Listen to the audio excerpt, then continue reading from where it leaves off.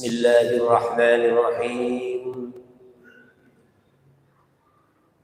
والعاقبة للمتقين ولا عدوان إلا على الظالمين أشهد أن لا إله إلا الله وحده لا شريك له وأشهد أن محمدا عبده ورسوله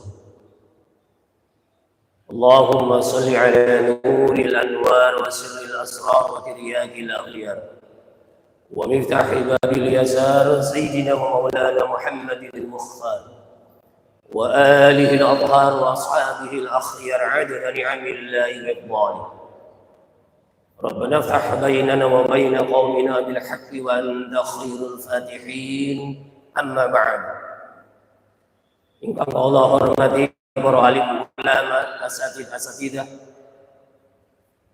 seluruh jajaran takmir masjid dan semua jamaah salat subuh yang dirahmati dan dimuliakan oleh Allah Subhanahu wa taala. Marilah kita di pagi hari ini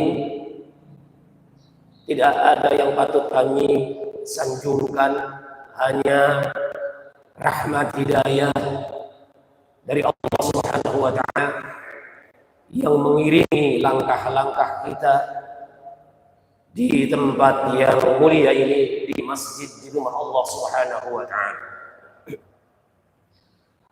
Kemudian yang kedua kalinya, marilah kita untuk senantiasa pula melimpahkan seluruh rasa kita, penghormatan kita kepada Nabiullah agung kita, Nabi Muhammad sallallahu alaihi wasallam, pada seluruh anggota keluarga, para sahabat dan seluruh para pengikutnya hingga yaumul qiyamah nanti.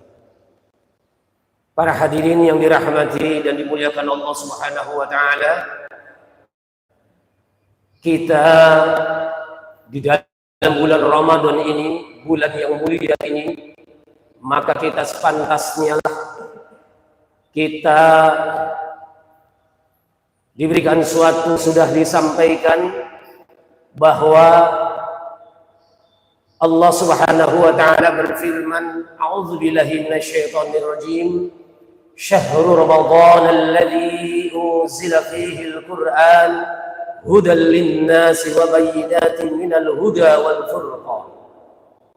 Bulan yang mulia, di bulan Ramadan ini diturunkannya Al-Qur'an, sehingga suatu ketika maka bulan itu adalah dikatakan sebagai bulan yang mulia di sisi Allah Subhanahu wa taala, yaitu bulan Ramadan. Malamnya yang saat itu sebagai satu malam adanya suatu peristiwa, Allah menurunkannya Al-Qur'an kepada Nabiullah Muhammad sallallahu alaihi wasallam. Malam itu dijadikan sebagai malam yang mulia. Bahkan malam yang mulia itu lebih mulia daripada 1000 bulan. Yang kita kenal malam itu dinamakan sebagai malam Lailatul Qadar. Seorang manusia yang saat itu oleh Allah Subhanahu wa taala diberikan suatu petunjuk, diberikan suatu mukjizat yang mulia, yang diberikan suatu Al-Quran sebagai kalamullah, dan saat itu manusia itu sebagai manusia yang paling mulia di dunia ini, yaitu Nabiullah Muhammad sallallahu alaihi wasallam. Kotanya, para hadirin, kota yang saat itu dijadikan sebagai suatu tempat pada saat ketika Allah menurunkan wahyunya yang berupa Al-Quran itu kepada Nabiullah Muhammad sallallahu alaihi wasallam, sehingga kota saat itu sampai saat ini dikatakan sebagai kota-kota yang paling mulia di dunia ini, yaitu kotanya bernama Makkah dan Madinah, Makkatul Mukarramah dan Madinatul Munawwarah. Oleh karenanya para hadirin kaum muslimin rahimakumullah, karena Al-Quran adalah sebagai suatu firman Allah, kalamullah yang dimuliakan oleh Allah Subhanahu wa taala sebagai petunjuk kepada seluruh manusia, maka siapapun orang itu yang mengalami kegelisahan, yang saat itu mengalami kegalauan yang meracau, mengalami resah yang tak tentu arah, hanya kembalinya kepada Al-Quran. Al-Quran adalah sebagai penawar, Al-Quran adalah sebagai pengobat hati. Manakala Al-Quran itu sendiri sebagai penawar dan obat hati, khususnya bagi mereka orang-orang yang merasakan sakit, khususnya sakit hatinya. Untuk itu, kemudian bagaimana Ustadz cara agar kita mulia dengan Al-Quran itu? Yang pertama sami'a yasma'u, kita mendengarkan Al-Quran. Dengan hanya mendengarkan Al-Quran saja Allah Subhanahu wa ta'ala akan memberikan limpahan pahala yang berlipat ganda kepada hamba-hambanya yang bisa hadir, yang bisa mampu dan senang serta mencintai suara-suara lantunan-lantunan yang berupa Al-Quran. Makanya selama bulan Ramadan ini, mari playlist kita yang biasanya playlist kita sudah diatur dengan banyak goyangan-goyangan, tapi mari playlist kita saat ini yaitu dengan murotal yang kita dengarkan. Jika kita mampu untuk bisa membaca, saat itu sedikit demi sedikit kita membacanya. Dan kalau tidak mampu, meskipun itu hanya murotal yang berupa untayan-untayan lagu-lagu yang berupa untayan Al-Quran itu kita dengar, maka akan membekas dalam hati kita sebagai suatu penawar dalam kehidupan kita. Itu kita yang pertama adalah mendengarkan Al-Quran. Kemudian para hadirin yang kedua, qara'a yaqra'u qira'atan. Kita bisa mampu untuk membaca Al-Quran, maka mari kita sama untuk belajar membaca Al-Quran. Dengan belajar sedikit demi sedikit, maka lama-lama pun akan terbiasa dan mudah untuk berinteraksi dengan Al-Quran. Mudah kita untuk dekat dengan Al-Quran. Siapapun dan apapun yang dekat dengan Al-Quran, pasti ia akan mulia di hadapan Allah Subhanahu wa ta'ala. Aksiru min tilawatil Quran min buyutikum fi buyutikum. Fa innal baita alladhi la yuqra'u fihi al-Quran yakillu khairuhu wa yaksuru syarruhu wa la yadikul ahlihi. Di sini dijelaskan bahwa kita diharapkan untuk banyak-banyak membaca Al-Quran fi buyutikum, yaitu di dalam rumah-rumah kita dan juga rumah Allah di masjid, musola, langgar dan sebagainya. Karena apa? Fa innal baita alladzi la yuqra'u fihi al-Quran, rumah yang di dalamnya tidak pernah dibacakan Al-Quran itu, maka yang terjadi yakillu khairuhu, hanya sedikit, hanya kecil sekali kebaikan yang ada di dalam keluarga itu. Justru yang terjadi wa yaksuru syarruhu, yang terjadi banyak keburukan-keburukannya. Wala yadiku ala ahlihi, dan justru akan disempitkan oleh Allah Subhanahu wa ta'ala keluarganya itu. Itu para hadirin yang dirahmati dan muliakan Allah Subhanahu wa ta'ala. Itu yang kedua, kita dituntun untuk qara'a yaqra'u qira'atan, untuk membaca Al-Quran. Kemudian yang ketiga para hadirin, tatsla yatslu tilawatan, maka kita dituntun untuk bertilawah. Kalau tilawah itu tidak hanya membaca Al-Quran, akan tetapi tilawah itu juga mampu bisa kita menyelami, kemudian memahami apa yang menjadi fattabi'uni, maka ikutilah aku. Artinya maka ikutilah Rasulku, ikutilah Nabiku, dalam rangka untuk apa? Yang menjadikan petunjukku melalui firmanku kepada kekasihku, yaitu Nabiullah Muhammad SAW.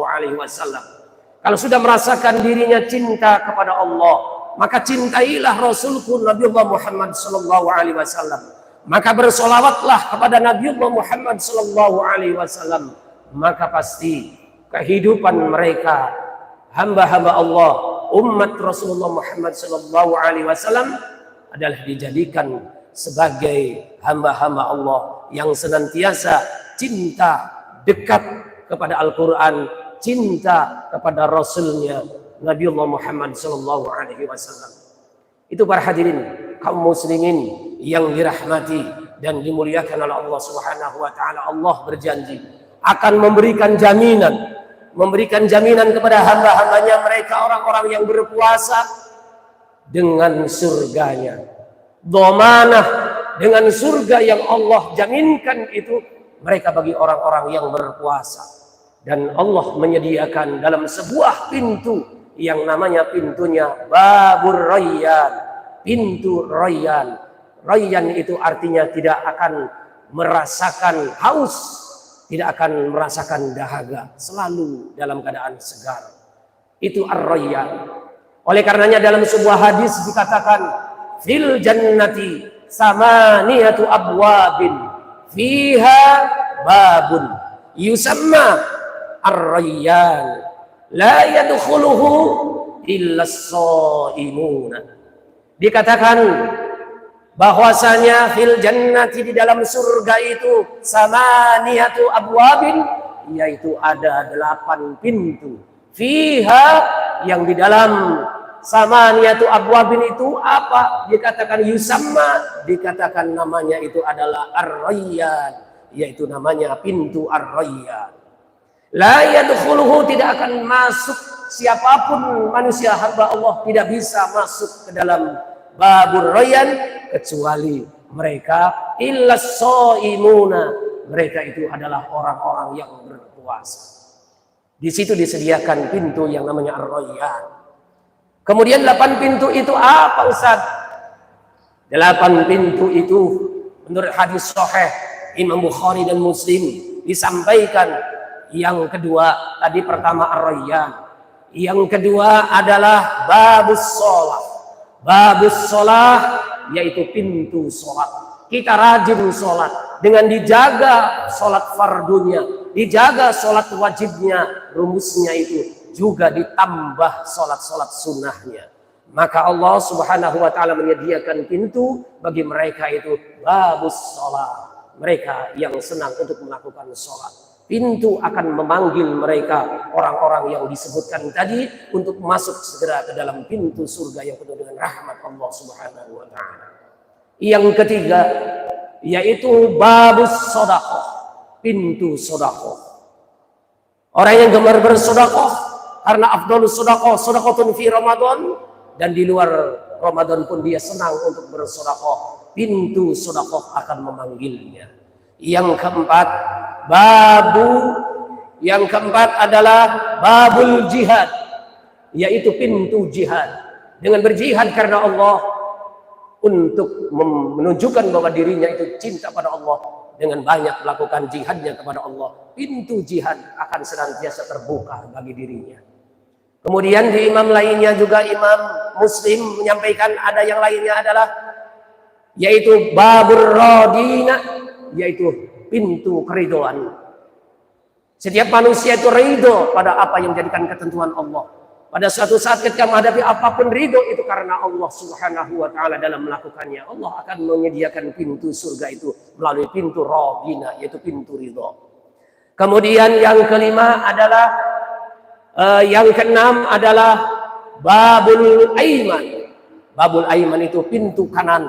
Artinya bagi mereka yang konon ceritanya dalam sebuah riwayah adalah mereka orang-orang yang dibebaskan dari hisab sehingga dia bisa langsung masuk ke dalam surga Allah. Atau yang dikatakan mereka itu adalah orang-orang yang pemaaf. Mereka yang senantiasa memaafkan orang lain.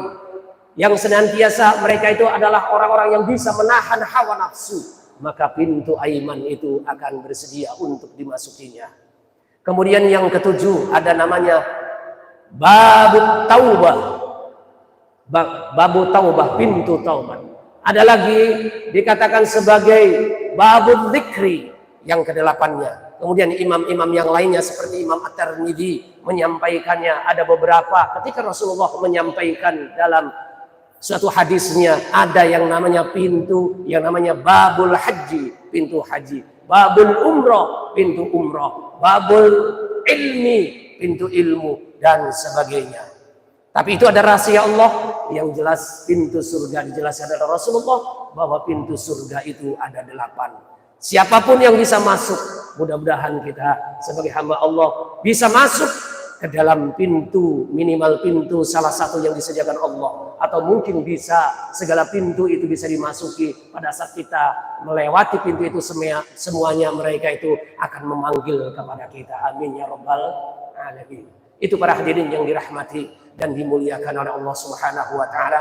Mudah-mudahan kita sekalian sebagai hamba Allah yang senantiasa dalam bulan Ramadan ini bisa dan mampu dalam menjalankan apa yang menjadikan perintah Allah, dan kemudian kita bisa mampu untuk melaksanakannya. Dan mudah-mudahan kita semuanya dipanjangkan usia dan barokah usianya oleh Allah, rizki yang luas serta barokah rizkinya oleh Allah Subhanahu wa taala. Senantiasa kita dilimpahkan kesehatan bagi kita dan keluarga kita, dijadikan keluarga kita yang sakinah mawaddah warahmah, dijadikan anak-anak kita sebagai anak-anak yang soleh dan soleha, dan semua cita-cita anak-anak kita dikabulkan oleh Allah pada saatnya nanti oleh Allah Subhanahu wa taala. Amin ya rabbal alamin. Mungkin itu saja yang bisa kami sampaikan. Ada kurangnya mohon maaf yang sebesar-besarnya, karena itu kekurangan daripada diri kami.